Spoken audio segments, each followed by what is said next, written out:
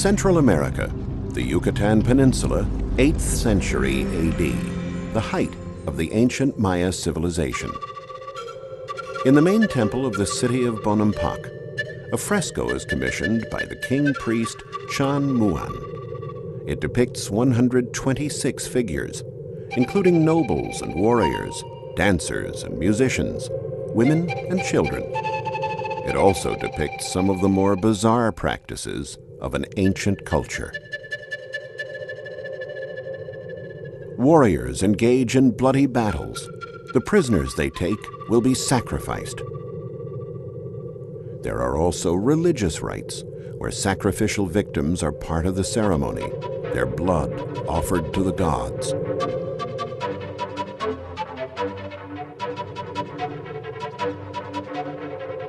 The Bonampak murals go beyond the purely artistic. How could a culture, considered so advanced for its time, engage in such barbaric rituals?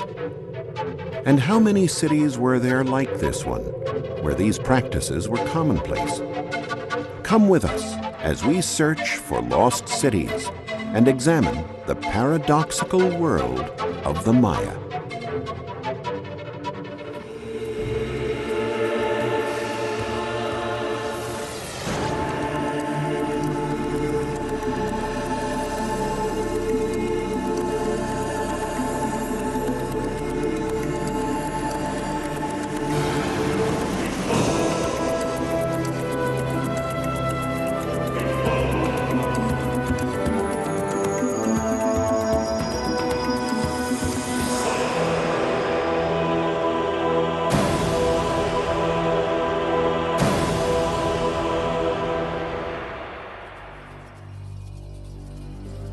The discovery of the Bonampak frescoes unraveled mysteries on the customs and traditions of a civilization that had developed over a period of nearly 3,000 years.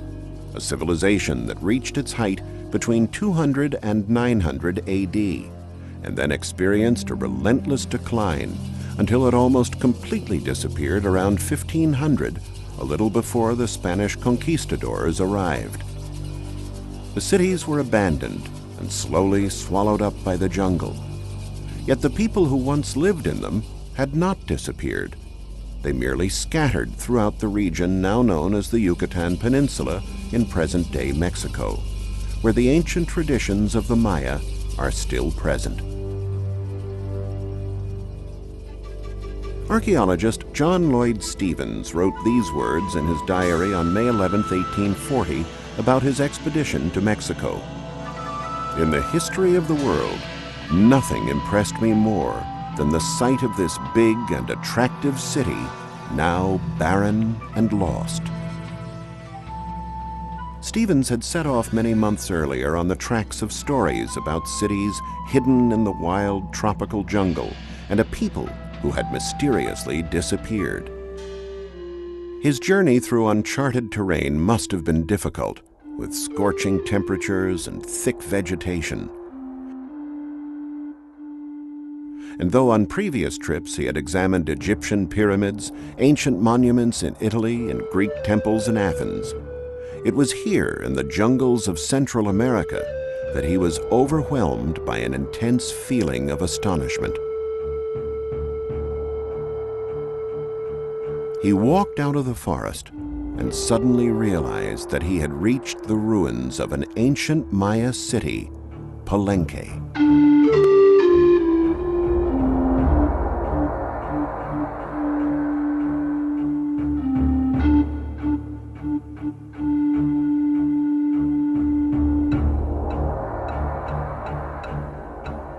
Stephens and an architect, Frederick Catherwood, who painted watercolors of the area, were breathless when they saw the city's sacred grounds.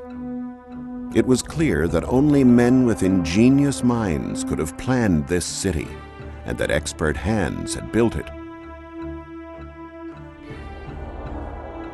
It was also clear that a whole new era of scholarship on an unexplored civilization would now present itself. Gods and goddesses, rulers and heroes, an entire account of hidden Maya culture and mythic history.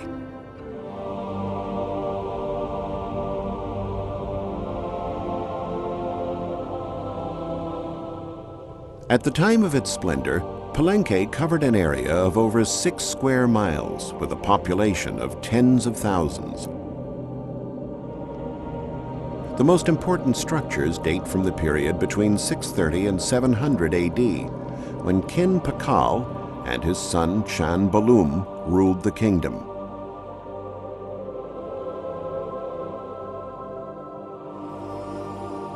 The palace, the home of the royal family, was erected in the city center on a 33-foot-high platform. The palace in reality was just a group of various buildings built one against the other, but in its own way, it was an architectural masterpiece, with cellars, chambers, and rooms with rather low ceilings arranged around a courtyard. The bas-reliefs that decorate the walls are still striking today, even though many of the colors, which Stevens and Catherwood marveled about, have almost completely faded. Some glyphs, the round-figured ideograms which Maya writing is composed of, were carved into the steps of the middle court, while along the walls, stone plates were decorated with images of prisoners who must have been high-ranking officials judging from their rich garments. From the western side of the palace is a full view of the majestic Temple of the Inscriptions. In 1952, archaeologist Alberto Ruiz made an incredible discovery inside this pyramid-like structure. On the upper platform, he discovered a deep passage, a kind of tunnel that penetrated into the pyramid. The tunnel had been blocked for centuries by tons of earth and stones, so the descent into the depths of the structure was difficult and dangerous. After months of digging, Alberto Ruiz descended the entire length of the tunnel. He reached an underground room where he discovered a great sarcophagus containing the tomb of King Kin Pakal, who lived at Palenque in 700 AD. It was one of the most important discoveries of modern archaeological science, of paramount importance for learning about Maya civilization. Up until then, it was believed that these Maya pyramids were used only for worship and not as burial places. The sarcophagus contained the king's body. The burial kit was very rich and consisted of a diadem, earrings, a necklace, a pectoral, bracelets, rings, and a mask, all made of jade. In addition, there were some stucco heads, perhaps portraits of King Pakal himself.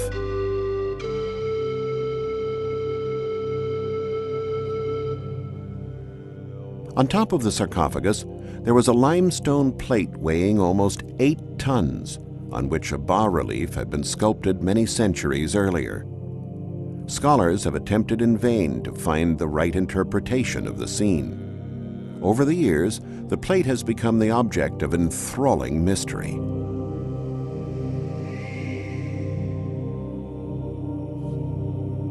King Pakal appears seated inside an object or structure that is not easy to identify. Some have guessed that the object is an airplane or even a spaceship. The king is positioned as if he were driving the vehicle, with his hands and feet at the controlling levers. Behind him, it seems as though the nozzles of a jet engine are emitting smoke and flames. Could the image mean that the Maya were familiar with modern flying techniques? Most scientists find this idea a little far-fetched.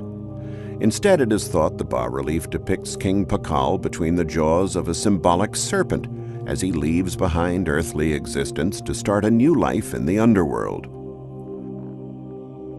For many archaeologists, however, the mystery is not yet solved.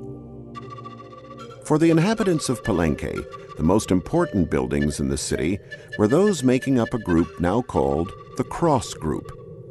It is composed of 3 rectangular buildings surmounted by a crest-like structure. They are temples dedicated to Maya divinities and owe their name to a mistake made by the first discoverers who mistook the symbol of the ceiba, the cosmic tree of the Maya, for the Christian cross.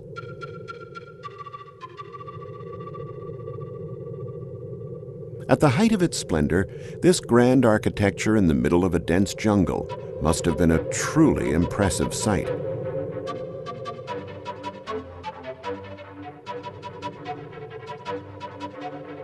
All the buildings were painted red, to the Maya, the color of life. The main temple was decorated with stuccos portraying King Pakal together with the god Kappa, protector of the ruling class.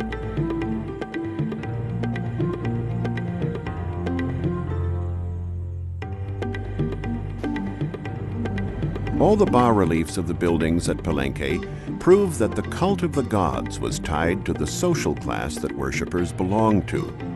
The god Ekchua, for instance, was the guardian of merchants.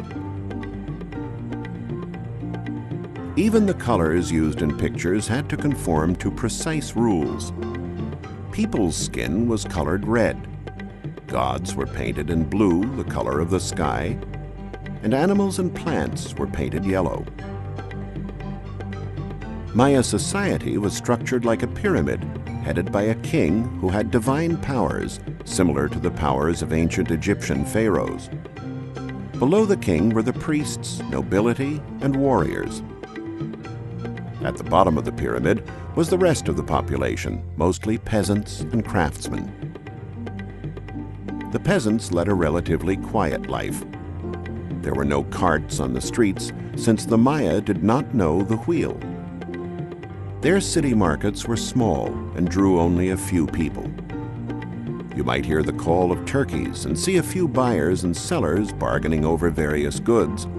But most of the inhabitants had their own fruit orchards and vegetable gardens. There were craftsmen, however, who made special objects not sold in the markets. Objects made of jade. This hard, durable, beautiful mineral was so precious that only members of the nobility were able to afford it and hire the skilled craftsmen necessary to work with it.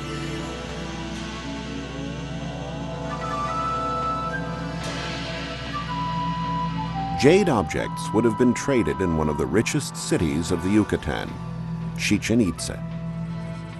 Chichen Itza was founded at the end of the 8th century AD and represented the consolidation of a powerful Maya state sustained by trade, tribute, and war.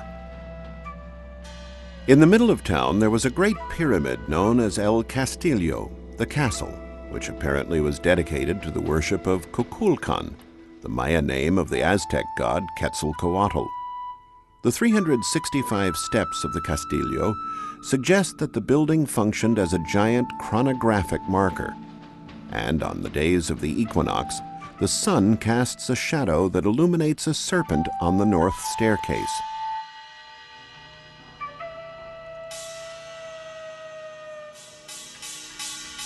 Not surprisingly, Kukulkan's symbol was a feathered serpent. At the top, the Maya had erected a vaulted temple decorated with bas-reliefs depicting warriors. Only priests were entitled to officiate at ceremonies and appear in front of the population from the height where the temples were erected. The Temple of the Warriors served a different role, however, for it was here that the Maya engaged in sacrificial rites. In the early years of the first millennium, the Maya were thought of as peaceful timekeepers and sky watchers.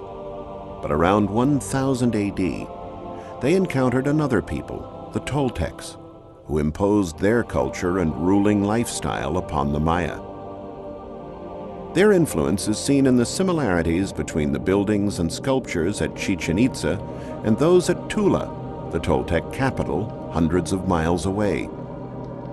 One of the best examples is El Caracol, an imaginative building in the shape of a spiral whirl of a conch, an attribute of Kukulkan, whom the structure embodies.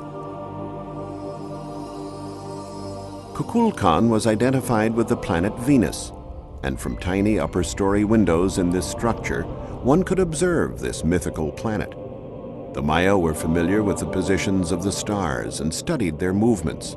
In keeping track of the solar and lunar years and the cycles of visible planets, they developed a highly sophisticated long-count calendar that dated back to August 13th, 3114 BC. The influence of the Toltecs is also seen in the comparison of stone sculptures from Tula called Chacmul with the one at the Temple of the Warriors at Chichen Itza. Under the influence of the Toltecs, the old system of government was eradicated. Warrior kings replaced more benign monarchs and priests. And the practice of human sacrifice was introduced. An example of this is seen in the Chacmul at the top of the stairway of the Temple of the Warriors. A reclining statue is faced toward El Castillo, holding a bowl in his hand. It is here where they put the hearts torn out of the chests of sacrificial victims. Sports and ball playing were part of daily life at Chichen Itza, except there was a lot more riding on the outcomes than prizes or trophies.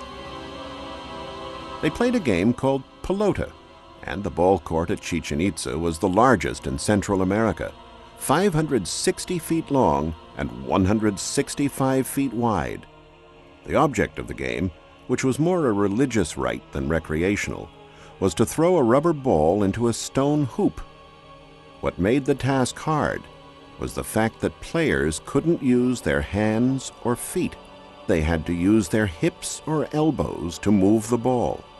A bas-relief shows two teams competing against each other.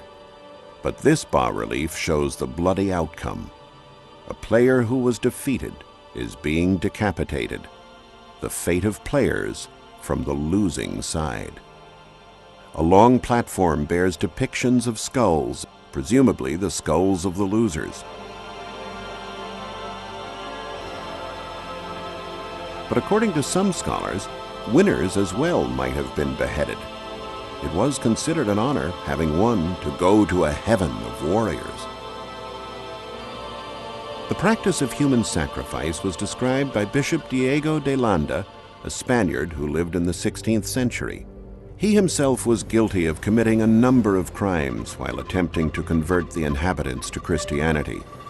Among these, the so-called auto da fe, or public burning of Mani, in which all written documents from this classical period of the Maya were destroyed by fire. The Maya were the first people of the New World to keep historical records, with a written history that begins in 50 BC. But today, only 4 of thousands of books written in hieroglyphs still exist, one of which is the so-called Dresden Codex. Maya books were made of fig tree bark folded like an accordion. Although everyone could learn how to write, only priests were allowed to compile books and read sacred scriptures.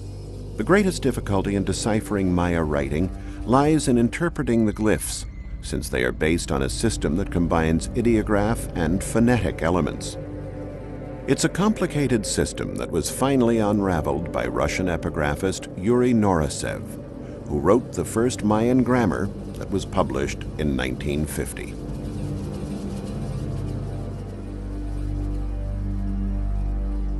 The territory inhabited by the Maya was vast, and since horses and donkeys had become extinct on the continent tens of thousands of years earlier, to make foot travel easier, the Maya built roads. Actually, an entire road system that linked key cities to places of pilgrimage. Uxmal was one of the most important places of worship of Maya civilization, and reached its peak between the 8th and 11th centuries AD. Uxmal was the administrative and religious capital of the Maya, who lived in the hilly zone of Puuc, a name also used for the region's peculiar architectural style. The finest example of Puuc style is the governor's palace, nearly 330 feet long, probably the seat of the authorities. The building has a cornice decorated with masks portraying the god Chak. It was originally entirely colored like all Maya buildings, and the elaborate renderings of gods and symbols attest to the wide range of Maya interests.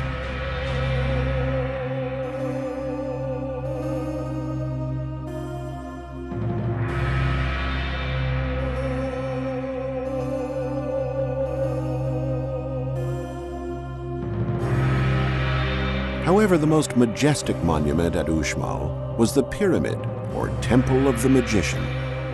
It was erected primarily to worship the gods of heaven, but it too served as an observatory to study the movements of celestial bodies. Like the governor's palace, the pyramid was decorated with representations of the mask of the god Chak. This sculpture, portraying the tattooed face of a priest coming out of a serpent's mouth, was discovered inside the pyramid.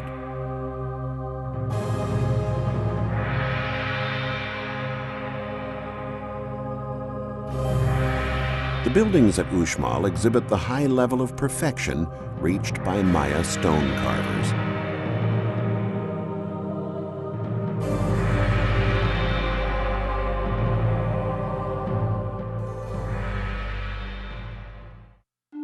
Not all Maya settlements were situated in the middle of the jungle. Fortified cities were also erected by the sea to make the coast safer. One of these places, built by the Caribbean Sea, was Tulum. This was the site of the first meeting in 1518 of the Maya and the Spanish who arrived by sea.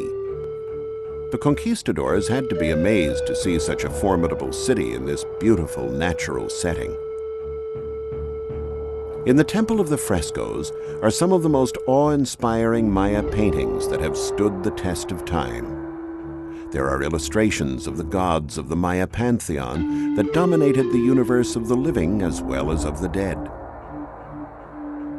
The drawings evidence a culture that was sensitive to the importance of color.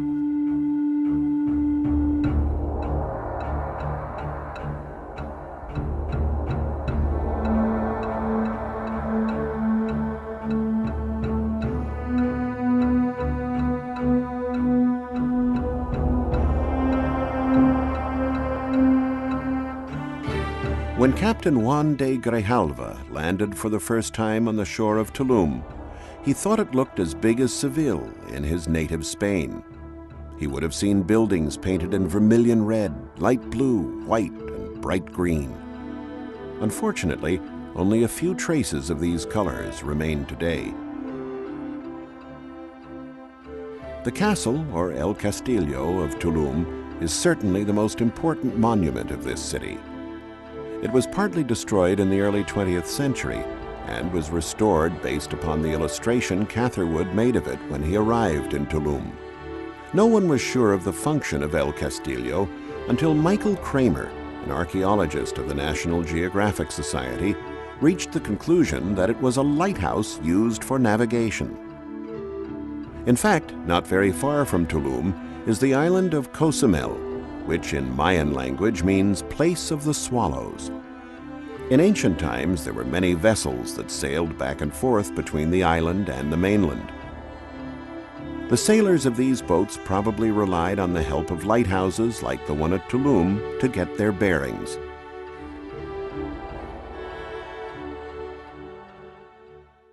The Maya enjoyed a civilization and a culture that is a study in contrasts. They had respect for nature and considered animals sacred, and yet the animal called human was expendable in sacrifice. Blood was the mortar of Maya life. They were great historians and builders, and yet it never came to them that the wheel could be used as a means of transport. They were superstitious and feared thunder and lightning, but studied and predicted astral phenomena with modern precision. The contradictions of the Maya represent their greatest mystery.